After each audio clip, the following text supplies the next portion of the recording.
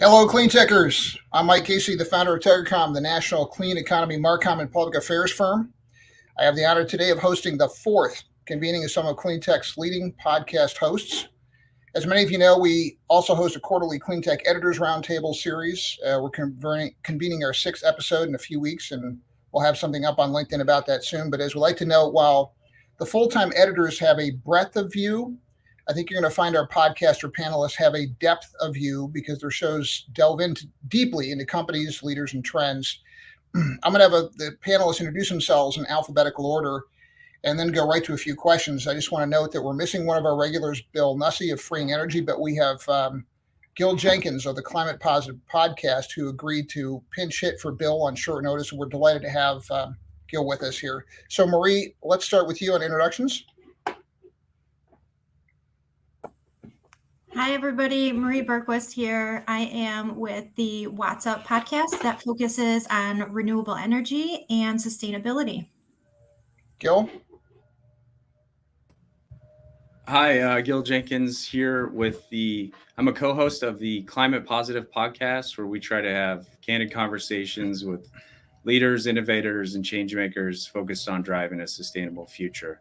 So I've been podcasting for about a year. I have two other great co-hosts, Chad Reed and Hillary Langer. And in my day job, I lead communications and public affairs for Hannon Armstrong, and we're a climate investment firm. Great. Mr. Johnson. Hey, everybody. Nico Johnson with SunCast podcast. We just recently published our 450-something episode. We've been around for a little while, interviewing Cleantech leaders, founders, and C-suite executives, basically chronicling the journey of how the solar and broader Cleantech industry is growing. And it's been such a joy to co-produce this podcast roundtable with you, Mike, and look forward to yet another, what I'm sure will be fun and gripping discussion. Then we have the other half of the Illinois Mafia, a guy named Tim Montague. Tim. Good to be here. Tim Montague with the Clean Power Hour, speeding the energy transition with news and information and interviews on the clean energy transition. We cover everything solar, wind, and energy storage. Good to be here, Mike. Great. And last but certainly not least, our perpetual background contest winner ringer, Josh Porter. Aloha, Josh. Aloha, everybody. So good to see you all. Happy to be here with Tigercomm and on this fourth roundtable. I didn't realize it was four, right? It's amazing. We've done this so many times now. So yeah, really fun stuff. We are a radio show podcast. We've recently moved into kind of short films. This is Span up here. Of course, congrats to everybody at Span for their Series B $90 million raise. They're doing amazing things, and we'll be installing the Span system on my home here in Makawao in 2 weeks. So keep your eyes out for that videography. It's going to be awesome stuff.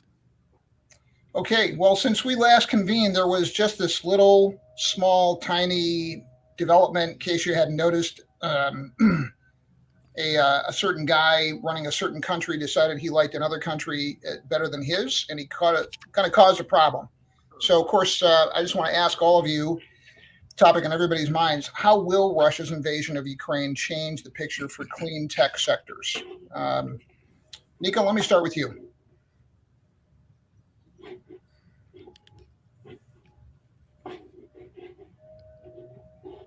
Yeah, the mute, buddy.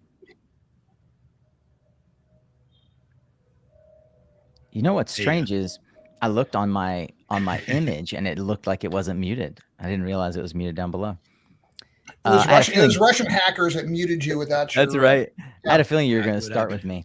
I think the narrative right now around getting folks away from gas generally is speeding the electrification of everything conversation, the transition to electrify everything. And the conversations that I've been having on the podcast suggest that the electrification of large fleets, so munis, even corporate fleets, is something that has been just sort of sitting on the bubble, and it's tipping over to the right now because folks realize that not only home electrification, which things like induction stoves and and even geothermal heating are going to become increasingly super popular in Europe.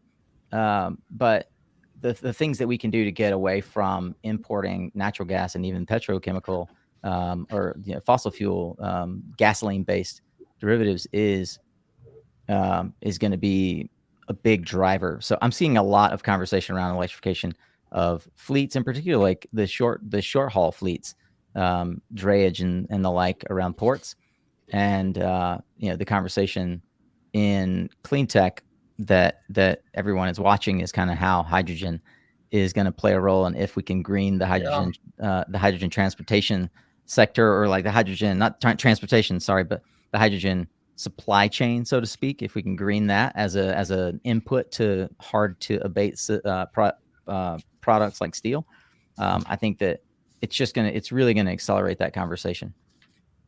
How about you, Marie? Yeah, I want to agree with exactly everything that Nico said. And just the overall acceleration of everything is just going to be gangbusters now. And I really think it brings more and more and more of a bipartisan light to why this is all necessary, and why these big goals need to find a pathway on how we can get them accomplished. Tim? Well, unfortunately, more expensive energy is good for the clean energy transition. So the crisis in Ukraine will, of course, encourage the Europeans to speed the energy transition. We have to remember that their carbon footprint is already half of what ours is here in the US. We are the global carbon hogs, and they're 10 years ahead of us in terms of creating a more efficient built environment, adopting electrification of transportation, planning for the hydrogen economy. And so it is a double edge, because the fossil fuel industry is going to capitalize on this crisis as well. And so it's a both and, but ultimately it is a good thing for the energy transition. All right, Josh, because at Gil's request, we're saving him for last. So, Yeah, sure. Josh? Two things. I think hydrogen certainly is something we should talk about, and then of course microgrids and the electrification of everything in that kind of space. And then there's what comes to mind is never waste a good crisis, right? And that's a bit of an impersonal thing to say, but we're in a moment in time. You remember Naomi Klein's book, The Shock Doctrine? Remember that?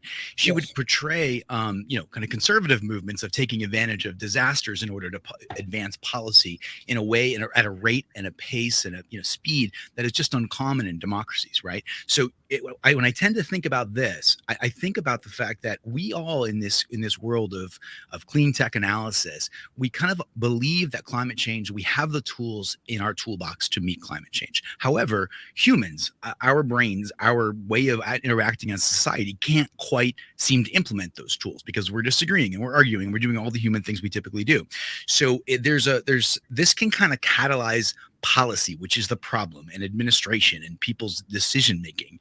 And I think that's happening. I see it in the news, every day as we kind of scan for our news and events section. I mean, you have on the hydrogen side, you have nations like Finland making huge commitments, right? That's just in the last week or so, talking about multi-gigawatt commitments to green hydrogen. You have it in the UK. You have it a trio of southwestern states domestically doing the same type of thing. They're making commitments, and it starts with these kind of commitments and these mandates that they will self-impose mandates that they're going to try to meet, right? But then on the other side of the fence, you actually have the business that's being established. So we just did another show with Enphase founder Raghu Balor, a remarkable guy, and he's talking right now. He just partnered up with a microgrid company in, I think, Spain, and they have their targets. This company, it's got this weird name, like you can't pronounce it, like Elon Musk's kid's name, right? The name of this company, One Kratom of 8 or something like that. But that company, they have a goal of like 1.5 million building retrofits for solar, EV, I want to say load control, probably like span, and then heat exchanging, which is relevant to the whole thermal conversation. Of course, geotherm's a piece of that puzzle too. So this is movement, folks. This is movement. And, dare I say it, this guy's a terrible person, but hey, thanks Putin. Thanks for helping us figure it out. Now we're all stoked and moving towards, this new energy economy. I mean, that's the way I look at it. What do you think, Gil? Yeah, I mean, I think it's hard to say how has it changed the picture for any particular clean tech sector, but it's certainly changed. I mean, the world has changed, and it changed. It's a month now since the invasion, and 2 weeks plus of the energy spike and the crisis, and paradigms are changing. And I found we're all finding ourselves, however we all want to date ourselves. Remember those energy security and national security talking points? Turns out clean energy has a pretty good story there too. We always have, and we better be in that fight and continuing to make those points in all of our conversations with all of our stakeholders. My hope too would be, and this is, I was something like 40% in the last month, and more internet searches for electric vehicles. I'm excited. My next electric vehicle, my second, is being built right now by Ford. I can't wait. I did that months ago. You may want an electric vehicle right now, but you can't get it. You can't get any car. So it's a little bit disappointing that this does feel like a big moment for electric vehicles in particular with rising gas prices, but we're still got these real supply chain constraints. I do think this will create a lasting memory though, and bring about faster change, particularly on electrification of transportation. But perhaps above all, in terms of the thing that I think has changed the picture and for the positive in the near term, is this may be what unlocks the momentum we need to get climate and clean energy tax package across the finish line in the next month. And everyone on this call knows how important those incentives are to meet the accelerated timeline on wind and solar and storage in particular, to have any shot at Paris. So I think we all need to be clear-eyed and open to some of these discussions about all of the above, also a throwback set of talking points, because there's a focus on these issues, and point was made, never let a crisis go to waste. I think it was Bobby Kennedy who said that. Let's these next 2 to 3 months, in terms of what this does to shape the policy we need, along with the technology and the consumer adoption that's going to be a part of this, is critical. So I'll throw in a thought here. I guess now that I'm 2 episodes into our own podcast, I get to offer some opinions along with your alls instead of just seeking yours out, although I think yours are better most of the time. So I'll say this. I think clean economy is going to have a moment of opportunity, and we're going to see how ready we are to seize on it from a public case-making standpoint. And I'll tell you why. Because the incumbent sectors have had decades to build up the infrastructure, the alliances to deliver narratives on short notice, let's say. And we haven't. Like, our public case-making infrastructure is nascent. That's a generous description. If you're going to put it up against our opponents, it's kind of surprising we've gotten as far as we have without getting our heads squashed. And I think that what's going to be interesting is to see in a year or two, was there a surge in LNG terminal buildouts? Was there a surge in fracking permits? Was there a surge in pipeline permits or permits for expansion and new builds? Because it's not at all clear to me that we have graduated from Bill McKibben, right? God bless him, but he's making our case out there as an environmentalist. We're not making our case as an industry that we didn't cause energy insecurity. And that's kind of the talking point right now. And I think that's going to be a real telling moment here. I was telling somebody yesterday that the story of the Trump years was that we emerged with commercial drivers being far more important than policy drivers. I think that's a good thing. But that was true in part because Trump's crew was the gang that couldn't shoot straight. If you had really skilled monkey wrenchers at DOE, at FERC, at these other agencies, I think we would have had a lot of our scaling be fettered much more substantially. So there you go for a view here. Okay, so will particular clean tech sectors be better positioned to take advantage of this moment than others? And if so, why? Just throw that question open to any of you. Well, I'd say maybe, I mean, I think there are storage, solar, despite some supply chain challenges, wind. I think they're all going to do well, maybe slight differences in both. But I do think that perhaps storage maybe a little bit more. I mean, there's chatter that there might be not to go too beltway, but Biden might invoke the Defense Production Act to sort of lock down the mineral supplies to, scale battery storage even further. So I've been thinking of that. And then if EVs, both on the fleet as a service side and on the charging and consumer transportation side, I think there's going to be a lot more activity in that. But it doesn't mean that wind and solar aren't continuing to do well within this new picture. How about you, Mr. Montague? Who's going to do well? Who's going to do less well? I think in Europe, it's going to really force them to drive harder, faster after hydrogen. Hydrogen is complicated because it's not very friendly to existing pipe infrastructure, and you have to retrofit the existing infrastructure or build new infrastructure. But clearly they have to wean themselves off of natural gas. And so hydrogen is one technology for that. Here in the US, I would agree with Gil that batteries, we're going to go harder, faster after battery technology with the help of the DOE. That would be fantastic if we invoked the Production Act. We do need to take a wartime footing on the energy transition.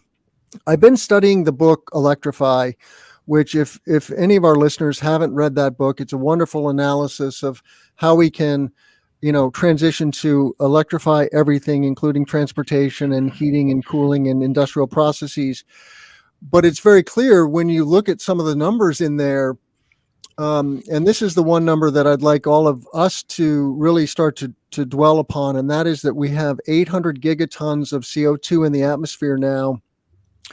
We only need to remove 40 gigatons from the economy to net zero the economy, but there's 800 more to get from 420 ppm to 320 ppm, which is where we need to go to start backing down the heating process that is in place. And so that is such a massive challenge. It is greater than the challenge of defeating Hitler, in my opinion. And we need to start pouring serious percentages of our GDP, not fractions of a percent, but perhaps 20%, perhaps 30% of our GDP into the transition. And so this is a wake-up call for humanity, right? That we have to get serious. And if it means being safer from Russia, so be it. That's awesome. But I'm more concerned about, when I think of my grandchildren's world that they're inheriting, I'm much more concerned about just the things that they're going to deal with besides petty tyrants like Putin. Marie? I'm the 4 times I've been on here, everyone knows I'm going to talk about storage. Absolutely think that is where we're going. However, I thought out my answer a little bit more than that as well. And I'm really thinking that we're going to be looking at materials as part of the clean tech sector that really needs to start doing their part in figuring out new and alternative ways to manufacture and distribute said materials that are going into these ideals and these mandated goals and So that's where I'm coming from. The clean tech sector would absolutely be materials. Something that shocked our industry, I think Tim would be aware of this as well, is LG pulling out of the module manufacturing, largely in part because of the lack of raw materials that they were able to get to start their manufacturing. So that's my answer. Josh, then Nico. Which sectors are going to do better? That's what we're trying to answer right now. Which Yes, sectors sir. are going to do better? Yes, I mean, sir. we've covered a lot of ground here already. You know, I don't disagree with anything that people have said. I got to tell you guys, you know, I almost want to, you know, ask you a question rather than give you an answer on this, because you got Musk out there saying two things, right? And I hate to invoke his name twice in my comments, but I have no choice here. One, we need to, you know, get behind nuclear, and two, we need to have energy independence in a fossil fuel capacity during this period. Like, renewables can't actually take on the full mantle at the rate that we need. I mean, do we all disagree with that?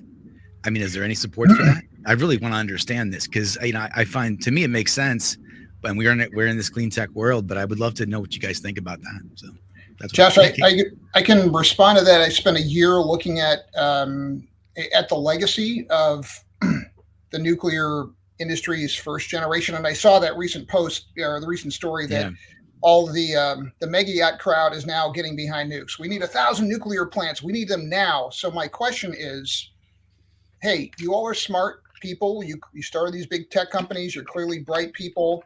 Great. Let's just check, see if you're suffering from smart guy disease. That's what I call the syndrome that you see a lot. And Gil and I used to spend a lot of time in rooms in Washington, and it's a very prevalent virus in the water in this area is the smart guy disease virus. You think because you're good at something else, you're good at this. So here's the checklist for them to see if they've got smart guy disease. 1, fusion or fission. If we're doing fission, which most of them are, then the question is, what are you doing with the waste? And if it's like, yeah, but don't worry about that, then you got to pull them back. Then you already know they're flunking the test. Because the challenge is we've got stockpiles all over this country. We have one agreed upon national nuclear waste repository, which, by the way, is built on an earthquake fault line. So, and then the question is, this stuff's got a shelf life of 10,000 years, half-life of 10,000 years. If you read any history at all, you would be severely challenged to find a society that has lasted stable and continuously for more than 2,000 years. And stable takes them all out of. So the question is, what are you doing with the waste? And they don't have an answer. And of course, it's put it somewhere else. It's like, no. So my question is, Bill Gates, if you're going to build new nuclear plants in Wyoming coal towns, are you living next to the waste? And if you're not, then shut up. That's my view. If you don't have a handle on the waste, you need to shut up. I have even a more pressing concern about nuclear. Okay, I live in the most nuclearized state in the country. We have 12 operating nuclear plants in Illinois. 50% of our grid power comes from nuclear. I'm all for keeping those existing plants running, because once you build that ginormous machine, it is low carbon energy, and that's an environmental good. That is helping Illinois achieve a carbon-free economy by 2045 or 2050. The problem is, Josh, that it takes at least 10 years to site and construct a nuclear power plant. And you've seen the boondoggle of the existing projects in America. There's only one plant under construction, that's in Georgia, and it has experienced major overruns. And people that are way smarter than me, like Bill Nussey, the author of Freeing Energy, one of our fellow podcasters here, in his book, Freeing Energy, you got to check that out. He calls this out, as well as Saul Griffith. And talk about a smart guy. The dude is a freaking genius. And he's the author of that book, Electrify. Okay. They both highlight this problem, is that you can't build those power plants fast enough. Someday when we have the SMR technology and you're talking 2 megawatt power plants, and it's a different safety scenario. Okay. Those are going to be great for the trip to Mars. And that's why Musk wants nuclear, because on Mars, you need nuclear because the sun is more distant. And so from a functional perspective, okay. But here on Earth, we need wind, solar, and batteries, and you can get that done much faster with that technology. Yeah, I mean, Okay. answering the question is kind of different. U.S. versus, was Musk referring to the U.S. or Europe? I mean, I don't think he specified, yeah, but yeah, I mean, I think there's a difference between like France and what's happening right. here. Yeah.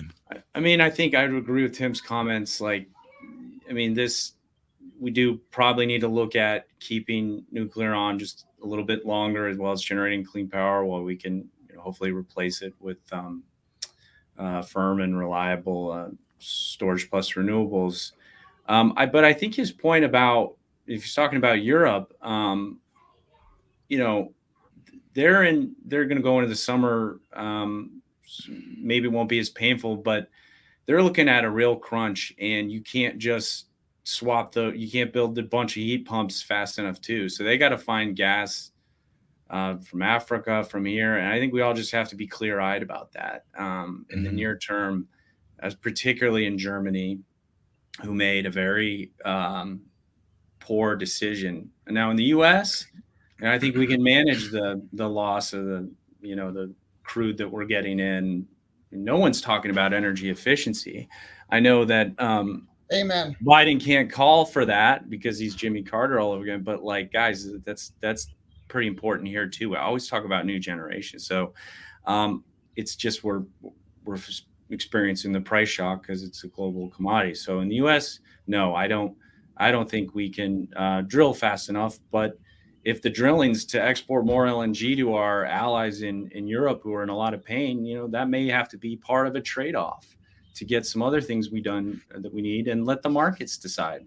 But what's really investable right now is small and medium-sized nuclear reactors investable. It's the technology that's always 5 years away, despite all the other problems. So you keep the existing stuff on, you double down on energy efficiency, speed renewables. But there are some things and some sectors where you need that thermal heat. And I think that's where green hydrogen comes in later in the decade. So I think when we say electrify everything too, we should be a little bit more specific. There are military bases where a combined heat and power is a super efficient climate solution. You can electrify a ton, 80+%. And we got a lot of work to do there, but we're going to have many different forms of energy supply throughout. And Gil, to your point about the cost of energy, I mean, that's the other problem with nuclear is the cost of nuclear power is at least 3x what wind and solar are. Wind and solar are the fastest growing sources of new energy on the grid globally, not because people care about sustainability. Let's be very clear about this. This is not because of sustainability. This is because of the cost of energy that you can get from a solar array. Photons are free and super abundant. We get more than 5,000 times more photons than we could use to power all of civilization. So we're swimming in energy from wind and solar, not to mention wave and water, right? There's a lot of clean energy sources out there. Nuclear just isn't competitive. Nico?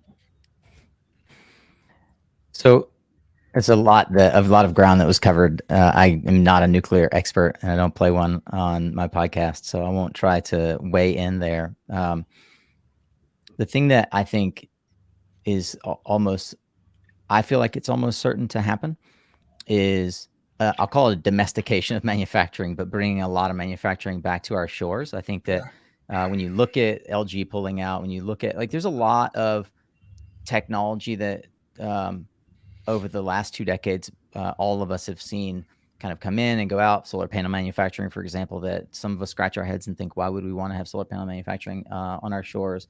There are a lot of homeland security and sort of local market resiliency reasons for bringing things back domestic. I think we all have to agree it's maybe a little ironic that now under the Biden administration, we're going to get perhaps more domestic manufacturing.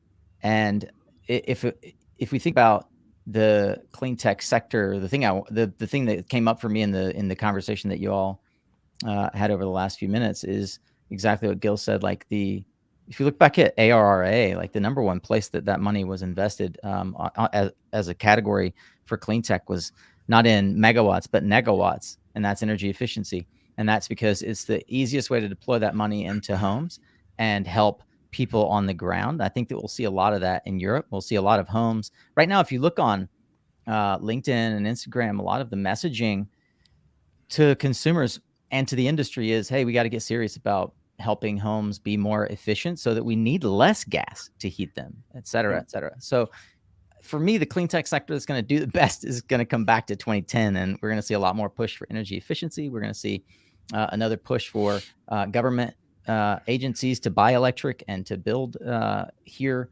locally what we have otherwise procured from other countries. I do agree on principle that we're going to have to, as an industry, sort of take a deep swallow and say, all right, we're going to have to support some sort of diversification of fossil fuel production that helps our friends and allies not rely on Russian products broadly. And I wanted to bring in small nuclear reactors. Not that I'm an expert, but like I think as we think about the microgrid growth that we expect to see over the next 5 to 10 years, there has to be a way that we incorporate, and you hear Jigger talk about this a lot, that we incorporate the learning from the last 50 plus years of being able to power subs, 300 feet under the water, to be able to power communities on a local resilient microgrid level. So I don't think that'll be a clean tech sector that booms as a result of the current conflict. But when it comes to our domestic capacity for producing innovative products and sectors, the nuclear sector, along with wind and solar, are direct results of our military investments in our own energy security. And I expect that we're going to see local manufacturing. We're going to see huge investment from, I think it's Title 17, Department of Energy Loan Program with Jigger and company, investing in small modular reactors. And, I think it does come back to individual choices by consumers are going to be what drives the policy in the Beltway and elsewhere. And the ability to improve the efficiency of the envelope of the home is going to drive companies that are not particularly sexy, like Span, to have outsized valuations and giant, B and C and D rounds and possibly other exits. And so when we think about, I guess the macro question I would have, and we don't need to answer this, is when we say do better than others, how do we define do better? Because I really think that some of the unsexy technology is going to do really well because it's the stuff that solves the most immediate problems. Nico, I think what you said is it really brings forth Gil's point about the lack of energy efficiency conversation. I mean, if you could wave a wand and just overnight create infrastructure that would help drive the narratives that we need as a national economy from a security standpoint, from a sustainability standpoint, you would have a robust trade association for energy efficiency with the budget of the U.S. Chamber of Commerce, equating energy efficiency with patriotism. Because when you think about it, I mean, this is a country, let's just step back and look at our own just daily experiences. This is a country that wastes 40% of the power that it generates. Yep. Just step back and think about that, right? I have not been, we've been in the co-working space that we've been in for almost 3 years. I can't even get the building engineer to turn off the televisions in the lobby before he goes home at night. So you go in there at 2:00 in the morning, CNN's blaring to no one. When I take a red eye and I come in during the winter months in the dark from Dulles and come to my home, I'll go down a tech corridor, basically the Dulles Toll Road here in this area is a tech corridor. And you're coming in at like 5:00 in the morning. Buildings are lit up like Christmas trees. And this isn't for security purposes. I'm talking about buildings that it's completely crazy, And I just think the shame of it is we don't have an articulate, empowered, and resourced voice to say, this is madness. And we'll know we've gotten there, Nico, I think, when we get on when we get on one of these things in August, in the years ahead. And none of us will have the experience of walking past strip malls where the doors to retail stores are just open. So the air conditioning just pours out and invites people in. Like, the most gross and stupid waste of energy that I can think of is that. So we just don't have it acculturated. Yeah. Guys, if I may jump in here for a moment, I'd like to, I think it's the energy. You said the non-sexy tech, right, Nico?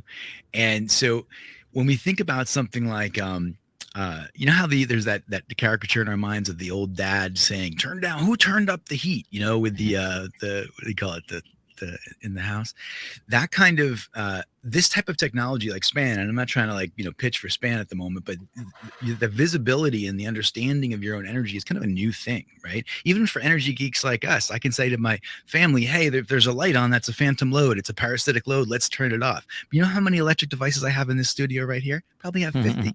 I mean, so they're all running, and I use it, and you put them on breakers and you play that game. But once again, it's not a sexy conversation, it's not a fun conversation. With something like this, it kind of changes a little bit. You get to see what you're using, right? And one more thing, if I may, real fast, I live on catchment, and that means that my water supply is limited. And with climate change at the moment in my actual area that I live in Maui, I'm always low on water, right?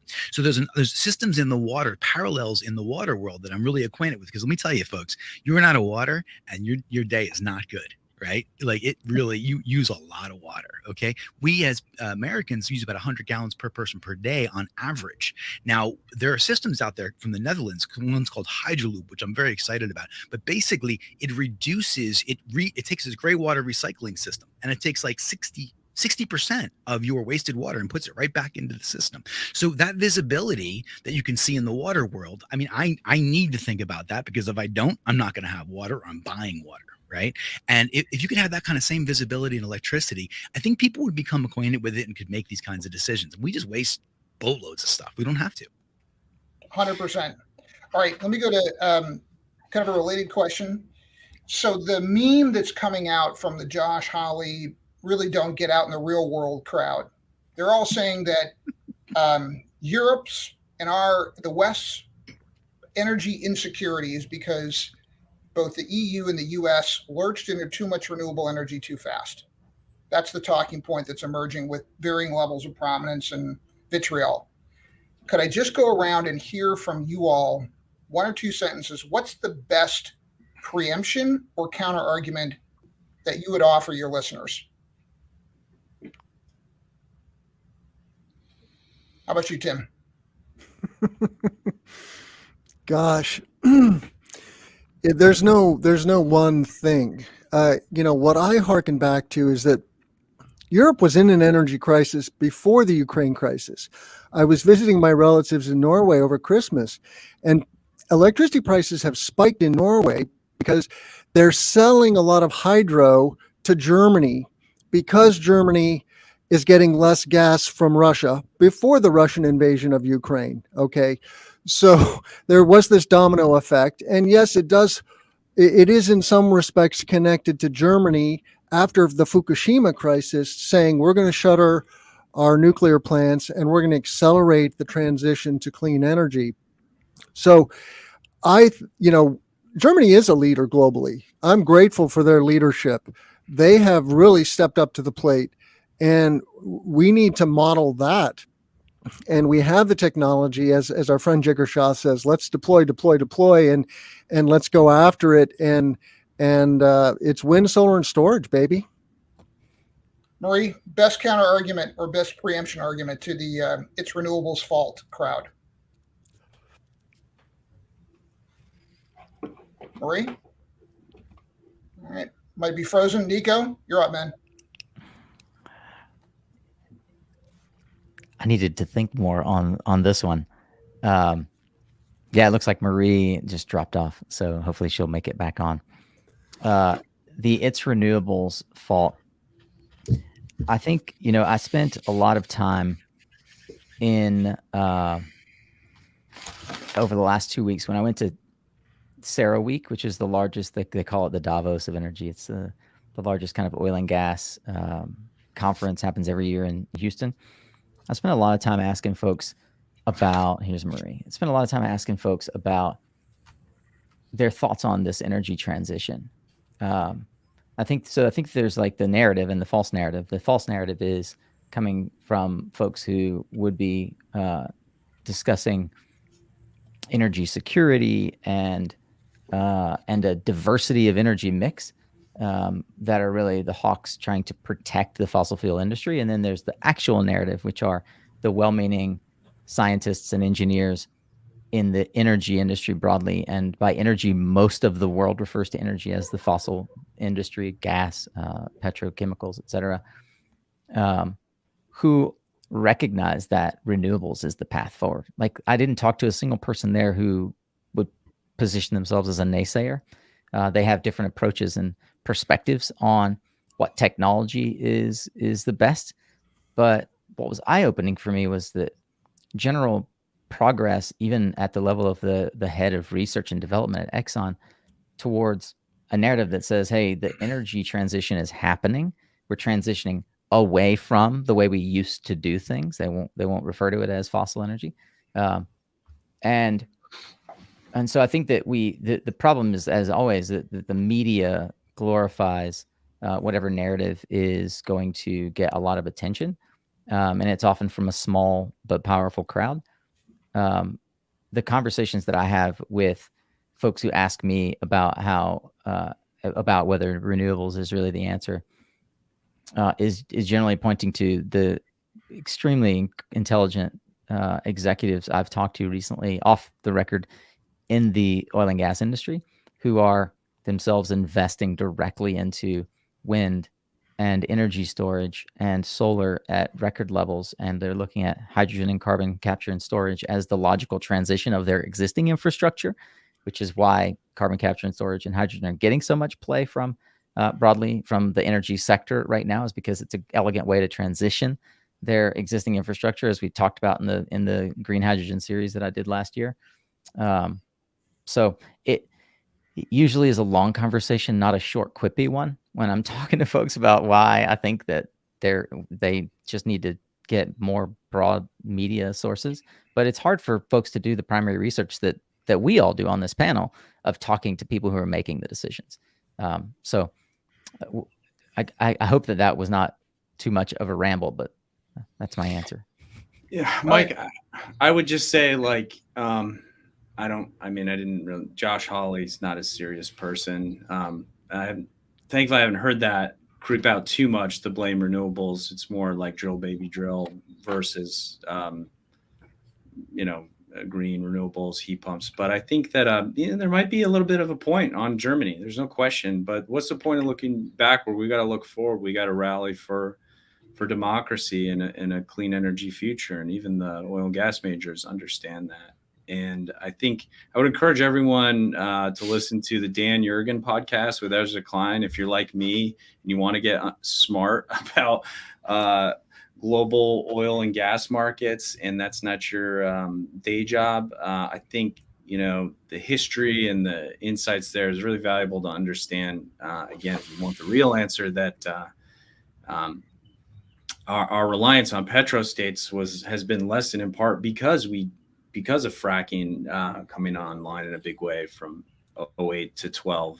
And it's just the reliance with Russia is because we don't have that type of crude that goes into our refineries to make gas. So that's just not, it's poppycock. I don't have the pithy response, but I would just tell everyone to listen to Dan Jurgen's podcast if you want to understand the truth behind how energy markets work and what the U.S. is doing versus Europe. And real quick, Gil, the fracking industry really helped us segue away from coal. We got cheap gas, and we converted a bunch of coal plants to gas, which is half the footprint of what coal is from a carbon perspective. So that was actually a good thing for the energy transition. Josh and Marie, equipping your listeners with the best retort when they say it's all renewables' fault. I'll just, there's not much to add to that. I really don't take it very seriously. When I think about Germany, I find a lot of what's happened there inspiring, and it's kind of like we have this whole global energy transition in part because of those early steps. So I don't put a lot of stock in it, the criticism period. Mike, what we need, though, is I've been thinking a lot about where's our patriotic calls to action or bumper stickers. I had one of those shower idea moments and thinking about EVs, and I was like, how can we reclaim this patriotism? And because we have a good story I couldn't really come up with anything like charge up America or kick gas America, just kind of embrace that. Anyways, I welcome ideas. You can email me, because I think I'd love to see those on the bumper stickers of the Ford Electric 150 Lightnings this summer. If you can get one, we can reclaim this. This is not only fighting climate change, but it's good for your country and protecting democracy and avoiding petro-state dictators. Putin hates this truck. Ask me why. That's good. All right. Well, let's brainstorm after this. All right. I'm going to get these produced. Marie, last word on this question. So, listeners saying, what was the question? Sorry. How would you equip your listeners with a retort to the people who say, "Well, I heard that it's all renewables' fault that we're so at Putin's mercy"? I mean, there's a lot of good answers here. Most of all, everything's so cyclical, and we're moving in the direction of renewables. So whether they like it or not, it is what it is. That is the path that we're going down. Got it. All right. Outside the war in Ukraine, just want to do a lightning round here. What are the trends that you are seeing emerge outside of Ukraine? Tim, a trend or development you're noticing? A lot of talk about carbon capture, and this is a total double edge. As I pointed out earlier, we have a huge amount of carbon in the atmosphere that we need to suck out. That takes a lot of energy, and there's a phenomenon called direct air capture, and then you put it down in the ground and make sure it turns to stone. That's the key, is putting it down in a place that is appropriate for that, where it will turn to stone. The flip side of that is that the oil industry wants to use this as we're going carbon free, we're going green. But what they really want to do is put carbon down in the ground to increase the flow of oil out of the ground. And that's not a good thing. They're also planning 60,000 miles of carbon pipelines, CO2 pipelines, to my home state of Illinois, many of them, to put liquid carbon down in the ground, liquid CO2. And this is a major hazard to human health, because when the pipe bursts, you then have this bubble of CO2 sitting over you that is scentless and sightless. It's clear, you cannot smell it, you cannot see it, and it's extremely dangerous. Tim, with their track record, I can't imagine why you're being such a pessimist, but we'll move on here. All right, Josh Porter, a trend you are seeing. How about wind? Right. So we did a show with Vineyard Wind off of Cuddy Hunk and Martha's Vineyard, and they got those Halliot X's going in. There's some new leases, I think, that have just been awarded, or there's multi-billion-dollar leases in the New York area, right? And then, of course, out here in Hawaii, I saw in Honolulu Civil Beat just maybe last week in the legislature, they're debating offshore wind for the island of Oahu. So I think that's an interesting trend. I find that exciting out here in Hawaii. It's not an easy thing to mess around with what's called the Ahupua'a, which is that top of the edge of the mountains, all the way down that full intact ecosystem to the reef line. And actually out there, they're trying to debate at the legislature right now how far out these wind turbines might need to be. Can we go with anchored, or do we need to be thinking about floating and maybe even being an environment that pioneers floating? So I think big winds, pretty interesting trends that are happening at the moment. Gil, top trend you're seeing? Well, I'd echo the offshore. I mean, the eye-popping auction maybe a couple months ago, $4.5 billion. I think there's going to be 6 more offshore leases by 2024. That's very exciting, encouraging. But one thing we're hearing a lot of and is exciting, and let's say a little dose of optimism, is what's happening with these electric school bus fleet as a service conversions. Companies like Highland and others, I'm seeing a lot of activity in that area. And it's notionally this, you've got cost parity now with these old inefficient diesel buses. And I want to see more and more bus depots with charging stations powered by electrics. It's kind of a inspiring, iconic way to point out the energy transition in our communities. So I'm getting into electric school buses with the big fan. All right, Nico, top trend.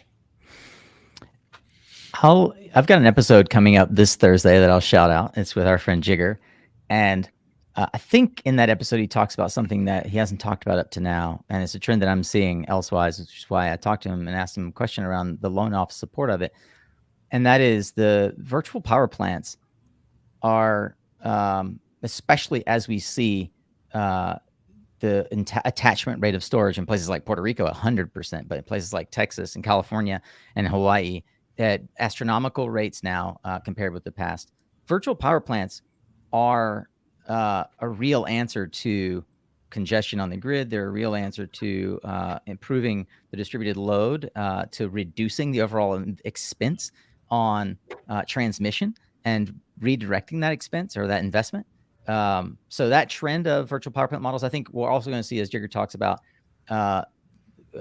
agencies like the Loan Programs Office investing in the solar industry, leading that charge, as opposed to necessarily broadly the storage industry or the demand response industry. So I think that VPPs are a trend that we're going to hear more about in the coming week, if not in the coming months and years. All right, Marie, the last word on this question. Yeah, so the trends that I've been definitely seeing pass along my radar are just more of the alternatives to lithium-ion storage. So all sorts of either niche inventions, using zinc or sodium sulfur or hydrogen, or there's big actual manufacturers looking to move forward with sodium sulfur. So there's just been a lot of talk of moving away from the lithium ion raw materials and looking into other alternatives. All right, our last 5 minutes, just another lightning round here. Is there a company or a company leader that or who has impressed you in particular in the last 3 months? Anybody? I'll go first. Last week, Solar Lead Factory announced they had been acquired by Enphase. They're one of I'll call a shit ton. Like it's a ridiculous number of companies that have been acquired by Enphase in the last year. The last quarter alone has been tremendous, from electric vehicle charging to lead generation to last year with a design firm. I think Enphase I know that they've hired leadership away from Apple. They really are focused on being a consumer tech company, that the likes of Tesla. They don't see themselves competing with SMA. They see themselves competing with companies like Tesla and GE, and they are really impressive, and they are on a roll. And I don't think anybody has delivered better return on equity investment from 2 years ago to now than the leadership at Enphase in our industry. All right, Gil Jenkins, company or leader? I mean, this is going to sound a bit flippant, and I've talked a lot about EVs, but I think we're going to do a couple EV episodes coming up, and we're doing an EV charging episode, and I've been tracking what Volta is doing. Josh, you probably have them out there in Hawaii a lot. I love the model of advertising, but I noticed this week on their social, they put something on their charging stations that made me laugh and want to interview the CEO more. It says, when they go high, we stay low, and they show the average price of gas and how much it takes to charge. So Volta charging, that's one that comes to mind, but there are just so many. It's amazing how many companies are coming into this space and maturing or fighting hard. I mean, it's quite hard to keep up with this latest wave of climate tech, maybe third or fourth. It's just some amazing companies coming out, and more green giants like Enphase doing incredible work too. Marie, a company or leader that caught your attention in the last 3 months? Yeah, much like Tim, my day-to-day is in Illinois with our company Journey Solar that works with the entire Midwest, and there is a big shout out for a lot of municipality leaders, mayors, city administrators, really starting to begin the conversation, if not release actual actions to have their building and municipal facilities take part in renewable energy. And so it's just been a huge influx of more interest and more implementation of renewable energy. And it's because of these leaders going out there and seeking further information. All right, Tim and Josh, we got 2 minutes before we lose Tim, and we'll put a wrap on this. Company or leader that jumped out to you in the last 3 months? Go ahead, Josh. All right. So I will say that I agree with you all about Enphase. And then tomorrow I'll drop an hour-long discussion with Raghu, and the co-founder and chief product officer of Enphase. He will mention the words fuel cell in that interview.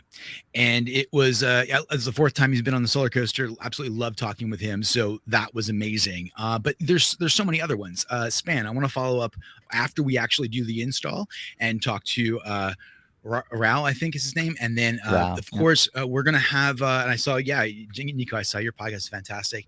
And then we have Hawaii Energy Conference coming up on 5/10 and 5/12. We have a VIP cocktail party out here that we're running, and all the local leaders, people like David Bissell, the CEO of Kauai Island Utility Cooperative, just got his green light on pump storage hydro. We did a show with him. We're going to be following up with guys like that. The leaders at the at HEI, Hawaiian Electric Industries, the leaders out here deploying billions of dollars in solar plus storage to get our islands to 100% renewables in record time. So, I mean, there's just I want to talk to them all. I can't wait. All right, Tim, last word. Company or leader that impressed you? Well, I want to second the shout outs to Enphase. It is amazing to see that company just rising to the top and being so innovative. So that's awesome. And please, I need an introduction to a senior executive there. I want to highlight 2 companies though, and Elon Musk deserves the most credit of any of our living business leaders, because he is not only going after electrification of transportation. The Berlin factory just opened. Okay, let's celebrate that. That's 500,000 cars a year directly being made in Europe. He's putting $100 million into the X Prize for carbon capture technology. All of the billionaires on earth should be doing exactly that. And there are dozens of them. And then I'm just a huge fan of Climeworks, which is a Swiss company that is doing direct air capture and they have a pilot project coolly named Orca in Iceland. So just Google that, Orca direct air capture in Iceland. All right, with that, we're going to put a wrap on the 4th Cleantech Podcasters Roundtable. I want to thank our participants, thank everybody who listened in. Really appreciate it. And we're going to be trying to reconstitute this in or around San Antonio for clean power. So stay tuned. We'll be back to all of you with an update on that. Podcasters, thank you so much. Great to see you again. Gil, thanks for coming on with us. Thanks for having me. Nice to be with you all. Thanks, everybody. Thanks, everybody. Bye now. Thanks. Aloha, guys.